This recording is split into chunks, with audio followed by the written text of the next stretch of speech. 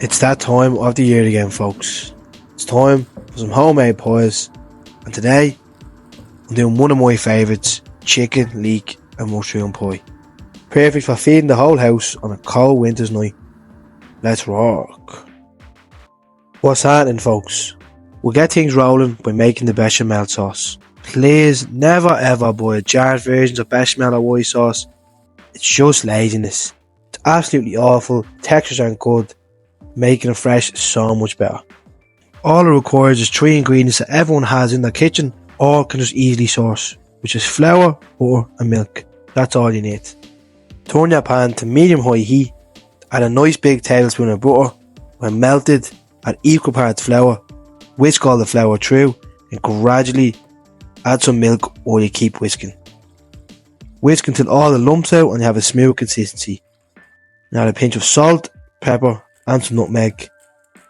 Take off the heat and let it rest on the side while we start other things. If it's too thick, just add some more milk or water. If it's too thin, just add some more flour. Next, we'll wash and prep the veg, and I use 2 sticks of leek and a full pack of chestnut mushrooms. Make sure you always properly wash your leek and mushroom, especially leek, as you can carry a lot of dirt. Then to a pan, add 2 tablespoons of butter. Let that melt and add a splash of oil, and that's what we're going to cook the vegetables in. Now cut your mushrooms wherever you like. You can have them chunky in halves, but I like to have mine in slices. And same with the leek. Sweat those off in that pan with oil and butter on medium to high heat. Then cook these until they're fully softened and all the moisture is drawn out.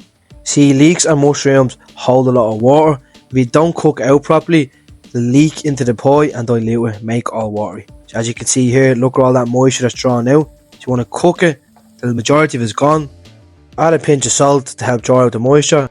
And when you're done, toss that veg into the bechamel, give it all a good mix, and a tablespoon of whole grain mustard. If you're new to the channel and enjoying the content, folks, why not drop a like, subscribe, it's much appreciated. Stay nasty, yep. Now I like to go ahead and add my fresh herbs, which is fresh rosemary, thyme and parsley. You can use a dried version of this, fresh is always better.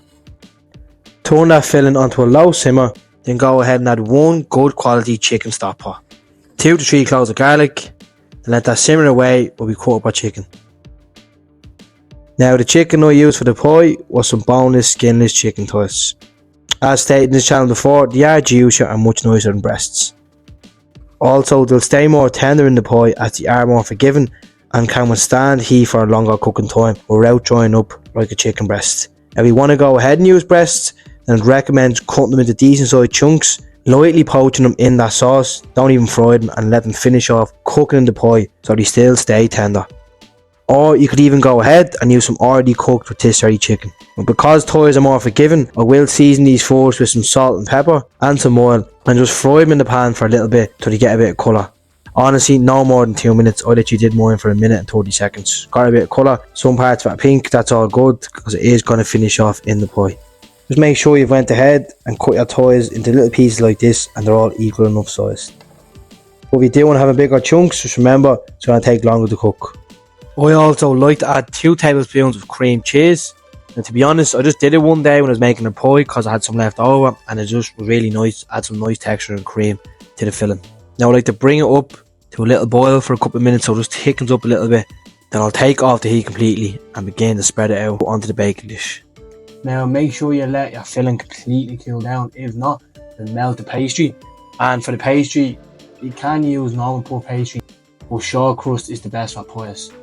Now, you don't have to put a base down. I know that's a proper pie to have a base, according to the pie police. I just put a bottom down because I had 2 rolls of pastry. But you can just do the filling, put a top on it, it's fine, who cares. And make sure your oven is fully preheated. It doesn't have to be pretty on top. Look, mine has a few crimples and crumbs on it. I prefer having mine roll over a bit because I don't like the pie to leak out. So, if you want to do that, go ahead. And you can just fold it down like this. When the top of your pie is fully laid on, it's time to brush it with some eggwash. As I said, it doesn't need to be too pretty. I'm just adding some extra bits now because it just looks better for content and videos and thumbnails and stuff like that. But just making this at home, I'll just whack on the top and that's it, brush it down. Don't care what it looks like really, to be honest. And in the end, this didn't even come out looking the best, but trust me, it was tasty. So there is no need to do this design of crosses, but if you want to, go ahead to get creative, do what you want to do. I like to add some leftover rosemary on top of the pie as well, just gives a bit of flavour, gives a nice smell to your kitchen and the pie in the oven when cooking on top of it. And make sure your oven's fully preheated. Whack it in the bottom half of your oven, as you want the heat to generate evenly through the bottom to hit that bottom crust, and the heat from the top to cook the top, obviously. Because if you put it too high or not low enough in the oven, the bottom won't cook properly. It'll be all soggy and your pie will just be ruined. So cook that around 180 degrees for around 30 minutes. Just keep an eye on it throughout, because people's ovens are different, so you never know. And then when you take it out of the oven, try to have a bit of patience and let it cool down before slicing. Because if you slice down, it's all soggy, it just goes everywhere and it's just too hot.